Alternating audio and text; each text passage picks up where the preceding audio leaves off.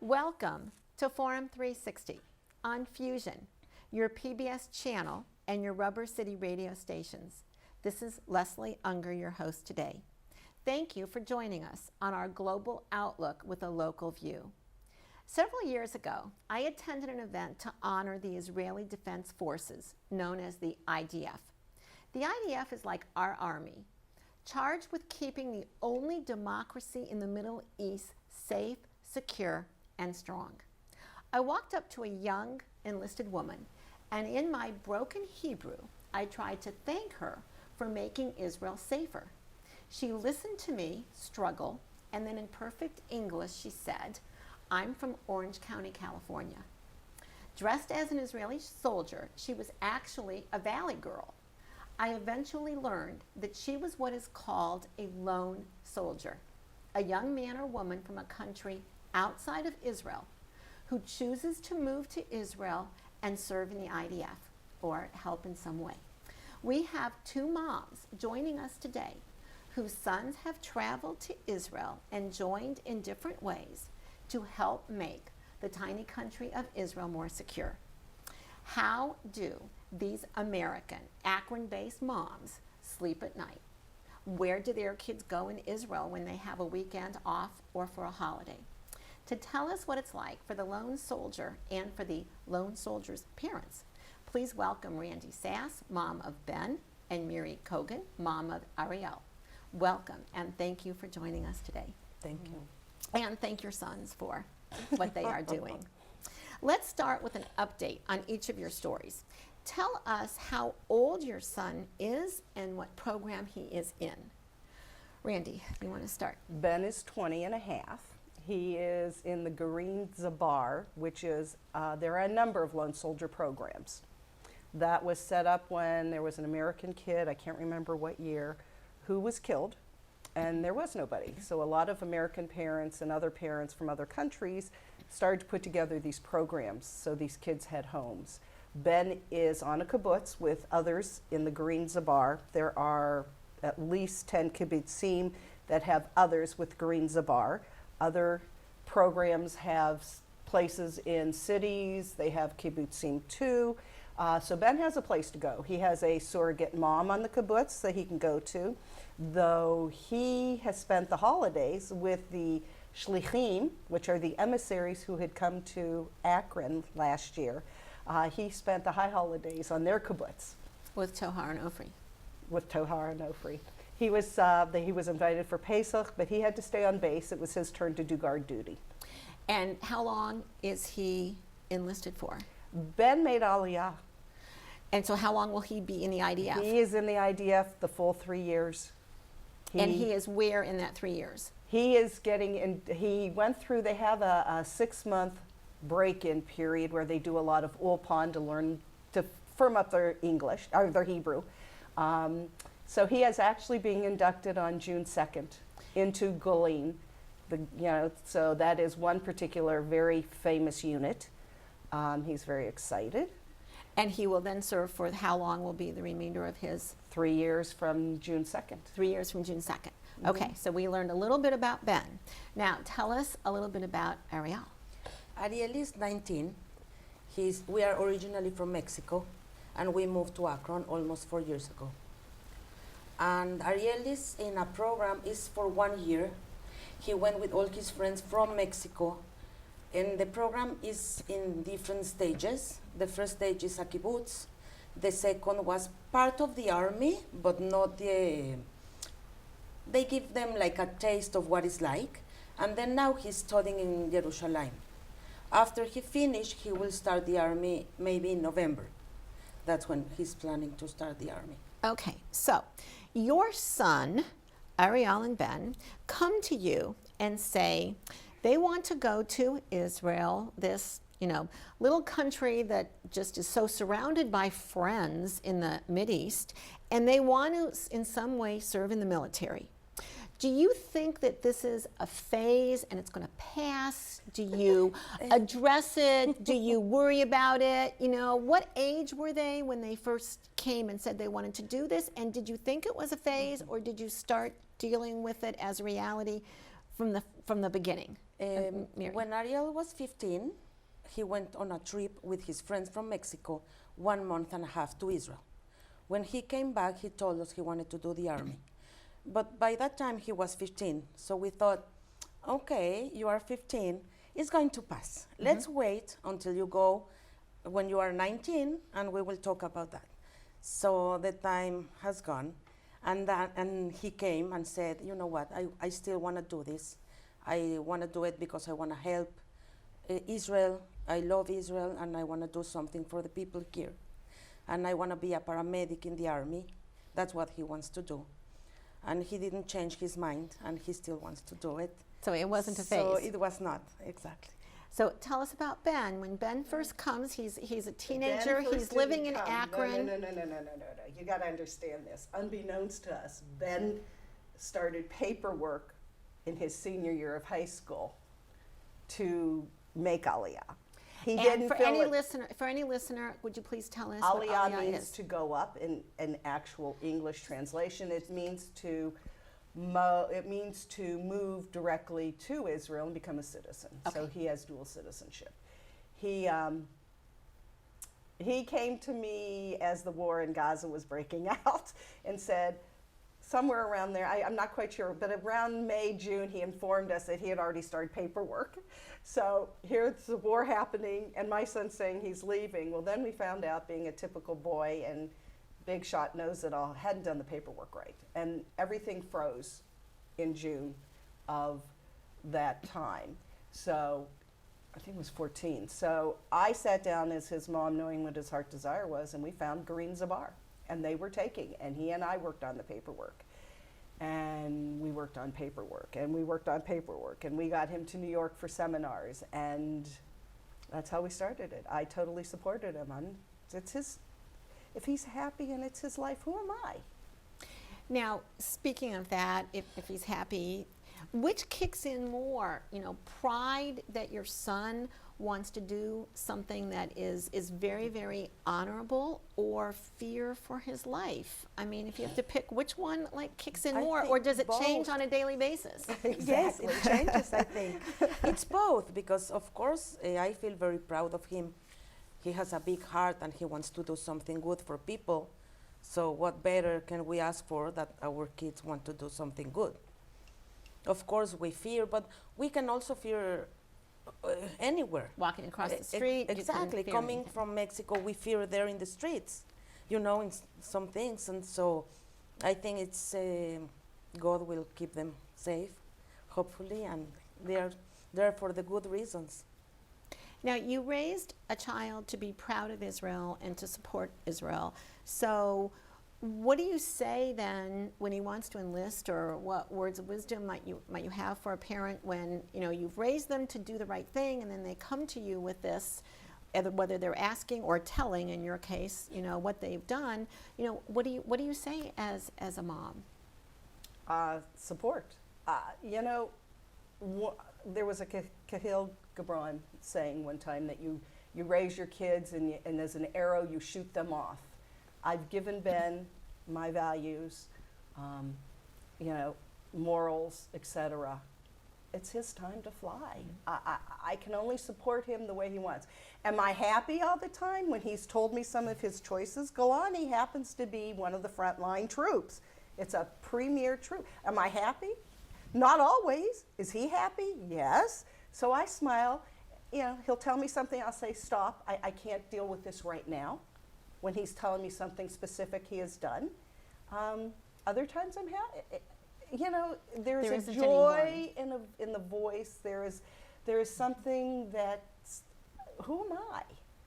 You know, I plan to be there. You gave him wings. I gave him wings. I plan to be there in October when he gets his beret, his graduation beret, and you know, he does what he has to do. Yeah, the same thing. I think we give them wings and they have to fly, and we have to support him. You know, it's hard for the whole family, not only us as So parents. what might his siblings feel? Yeah. Exactly. They, of course, I think they are also scared of the situation, and they miss him a lot. They are very close, so it's hard for everybody. But I think he really wants to do this, and if he feels that we support him and we love him and we are here for him, it's a very important thing. So what do you worry about most? Is it the physical safety? Is it being alone on a holiday? Is it being alone when he's sick or, God forbid, gets injured? Is it his loneliness? Do you worry, that he'll move there permanently? You already have dealt with that he's going there permanently. So what do you worry about most, or does that change on a daily basis? You have to understand something. The world is different. WhatsApp is a great app. I talk to Ben sometimes every week. He called me other day and he said, hey, I'm putting together my list of stuff that I'm going to need when you come. I mean, we talk a lot, more so than had it been when we were younger. You can text a lot. He'll call every couple weeks and we'll talk. So yeah, he's lonely. He misses family. There's no question about that, that he does miss family, but he's got people, I have family there he has not reached out to yet, but we'll get there. And, he has friends. He has people he knows who have made Aliyah before him from when he went to Jewish day camp, not day camp, when he went to the Jewish camp, Camp Wise. He met Israelis there. He met kids who have made Aliyah. So he really. So he's having really a similar experience to anyone going to college. Sometimes they're lonely. Sometimes they might be homesick. Any American kid going to the Army, any kid going to an armed forces where they have to go through boot camp, it's not easy. Any parent here who has to watch their kid go to Afghanistan or Iraq. Honestly, as a Jewish parent, I would be more afraid of my kid going to Afghanistan or Iraq than I am in Israel. People don't understand how safe you feel in Israel. When Ben gets inducted, he will be carrying his gun with him when he leaves base, unlike America. Those kids are ready. If something happens, they can flip a gun off their shoulder and they can use it. You feel very secure in the country when you're visiting there because you see kids with these guns slung on their back all the time. Everywhere, and you really do feel safe. You do feel It is safe. not scary. You really do feel very safe in Israel. People have a wherever you really go. weird thing about their perception of what Israel is. Well, they see little blurbs on the evening news. That's right. Yeah, they're kids just like any other kid soldier. I see them as kids. They're kids. They're 19, 20 years old, 21, Today we are looking at a concept called the lone soldier, which is the Israeli Defense Force attracts kids from all over the world, and they come to serve and to help in some way make Israel a more secure country. And they're called lone soldiers, and we are talking to two parents of what it's like to have someone thousands of miles away, perhaps without family, perhaps without friends, when they first go, and what it's like for the parents and the moms and the dads. Do they talk at all about how different the IDF may be than the United States Army as far as women? Women serve very much the same as men in the Israeli Army, and everyone serves in the IDF versus in the States where women... They don't. So tell us what Ben says. I have learned that there is... I don't know the right word for it. It's like community service instead of doing your IDF. There are ways to get out of it. That's one choice, yes. There are ways. Most kids do serve. It's part of a growing period, and they come out differently than American kids running and they off look to forward. college. Israelis look forward to serving. That's their social life. That's what everybody does. And it's like networking in a sorority or fraternity. I mean, my son says Golani to people, and this one knows that one who knows this one. And in terms of future, it makes he's met some really powerful people already who had served in Golani. So it will be something that will always be a help to him in Israel, think so, yeah. and probably wherever he goes. With Ariel it's a little bit different because he's not there yet. And the other thing is that he's not planning on staying. He's not making Aliyah. Right now, that's what he's thinking. I am Right. not sure what will happen next. Yeah. So I think our fears are for him to stay because we feel it's safe, Israel, but it's far away. So to be Now, able to see will him, you see him while he's there for this year? Will you go? Will you see him in Israel? I am not sure. He's coming back in July when he finished this year, and then he will stay here until he starts the army in November. Oh, okay. So we will see him for a few months. And then after he finishes in the army, what are his plans? He wants to come back and study here in the States. And he still That's wants the to be a plan. paramedic? Yes, so he wants to study something related to paramedics. He's not sure if medicine doctor or something, but something related to paramedics. Now, how was each of their Hebrew before they went? Ariel studied in school since okay. we are young, like in second grade, and then he did do the ulpan at the beginning of this year. And the again. Ulpan, for our listeners and viewers, the Ulpan is The ulpan is where they teach you in Hebrew, like every day in the mornings. He had like 4 hours, so that made it stronger. And now, if he's doing paramedics, he will have a special ulpan for all the vocabulary for paramedics. So he will have like I don't know if it's a few months. he's getting along well with his Hebrew. Yes, And most yes. everyone speaks English. Exactly. Right. Yeah. Exactly. Now, Yeah. what was Ben's experience with his level of Ben Hebrew? was raised Reformed Jewish, and he had minimal Hebrew. I did to him and to my daughter when they were younger. I did have them tutored, but it was never kept up. So when they were young enough to get some basics in, Ben did not get into the Green Zabar as early as he wanted because his Hebrew was negligible. He went over in January of 15, and he went into a 6-month Ulpan class. Then he had to be tested to see if he was new enough to be able to go into the Green Zabar, then to get into their pro Ulpan, then to get in. As I said, he's getting inducted into his unit in June, on June 2nd. He was inducted into an Ulpan Army IDF in December. So he was there for almost a year. So learning Hebrew. he had to have a real working knowledge of the language. Yeah, well, I tell people, if somebody screams duck in Hebrew, he better know what it means. Yes. And I guess the Army thinks so too. I think so.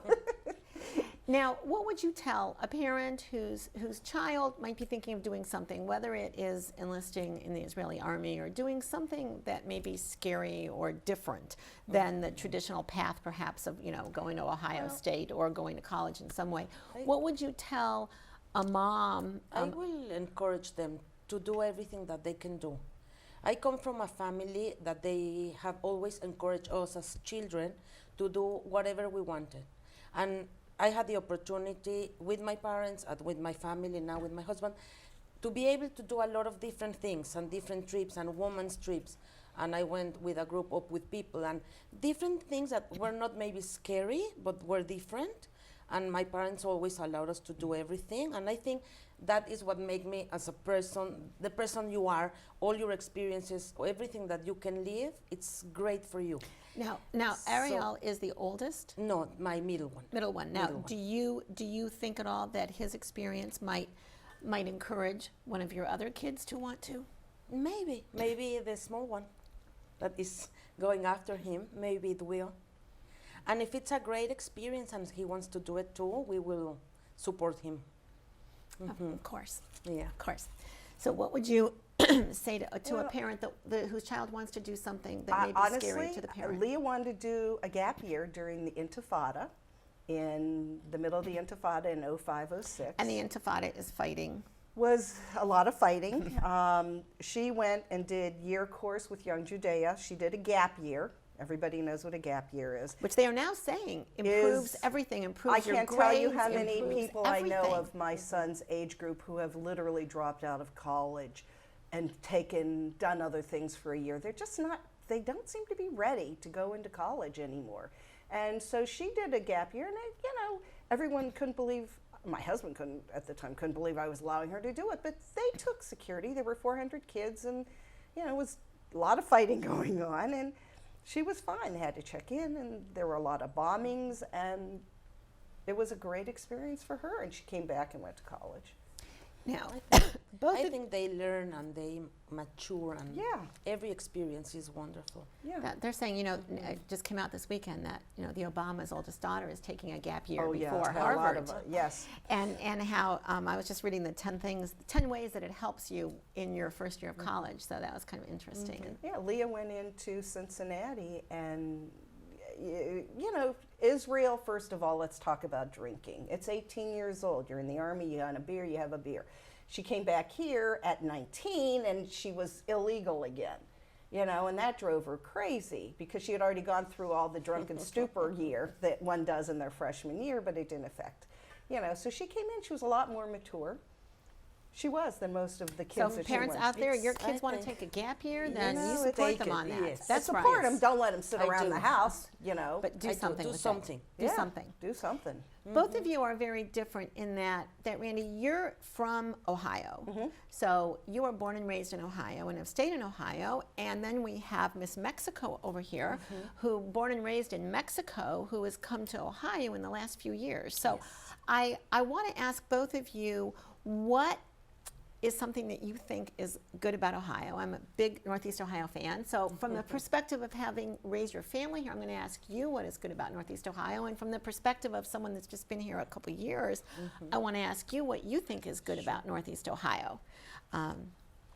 Yes. Honestly, Akron's a great place to raise a family. Anything in Northeast Ohio, Akron, in that parameter. It's reasonably priced. If you can get a decent job, you can live here reasonably. There's a lot going on. You got the Cuyahoga Valley right there. Get on the bike, go down the hill, and you're there. It's just a lot. It's hard to come to Akron as a single Jewish woman, as my daughter's experiencing.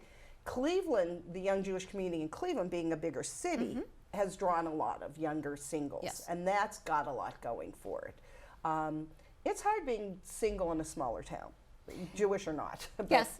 families, it's a great place. So you've been here 4 years. 4 years. Tell us something that we may not realize is great about Northeast Ohio. Nice people. People are just nice. They go out of their way to help you, to do something for you. So I love that. The security is great. Because you were raising your Come- family in Mexico City. Yes, in Mexico City. So that's a huge change for me. Here you feel safe in the streets, going with people. Houses are open. We don't have big fences covering your house and the way we have in Mexico. So that's great. The traffic, people don't think about it. We because don't really you have you don't traffic. We don't have Exactly, traffic. but so you don't think about it. But coming from Mexico City, that is horrible.